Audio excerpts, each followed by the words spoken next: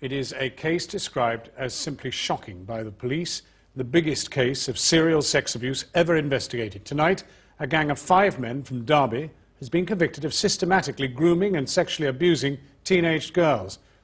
The leaders of the gang are said to be Abid Mohammed Sadiq and Mohammed Rahman Liaquat, both married with children. This CCTV footage shows their gang preying on young girls on a street in Derby. These girls walked away, but another 26 came forward to say they'd been the victims, the youngest of whom was 12. Many of the victims were given alcohol or drugs before being forced to have sex in cars, rented houses or hotels across the Midlands. One girl described a sexual assault involving at least 8 men. 13 men were charged in relation to the case known as Operation Retriever. 9 have been convicted of offences ranging from rape to false imprisonment.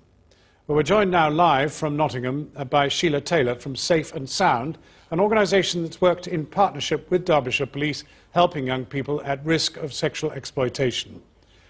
Can I just ask you, first of all, Sheila Taylor, does it all begin online? No, it didn't begin online. This is a pattern of grooming that we see across the UK, and with our negotiation with Derbyshire Police we managed to get them to understand what it looked like, and then when they saw it within their cases we were able to investigate it, and we came out with this result. Well, now these convictions have been secured and we're kind of limited by law by quite how much we can say beyond that, but I mean, is this it, or if we just stick for a moment to Derby, is there more of a problem out there than has yet been cracked? The number of young people that are known to our project, this is just a small number.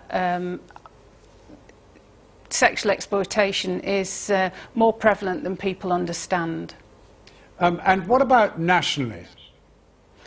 Well, nationally, we've just done a survey. Part of my role is chair of the National Working Group for Children and Young People Sexually Exploited, and we've just done a survey of our projects, and 53 projects told us that last year they had 4,206 referrals made to them.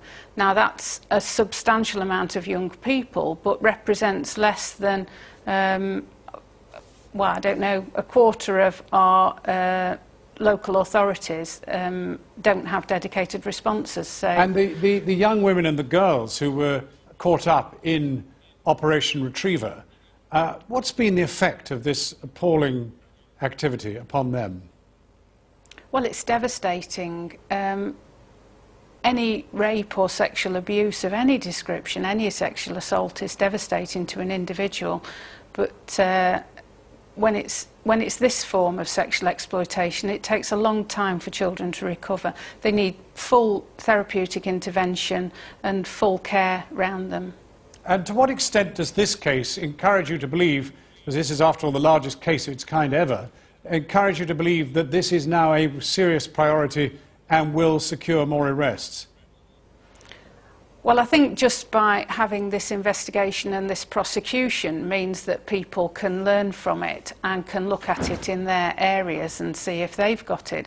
For me, there is all of that hidden agenda, women who abuse young men, young women, men who abuse other men. There's a whole raft of sexual exploitation that we're not seeing, as we've seen in the recent spate of court cases. Sheila Taylor, thank you very much indeed for joining us.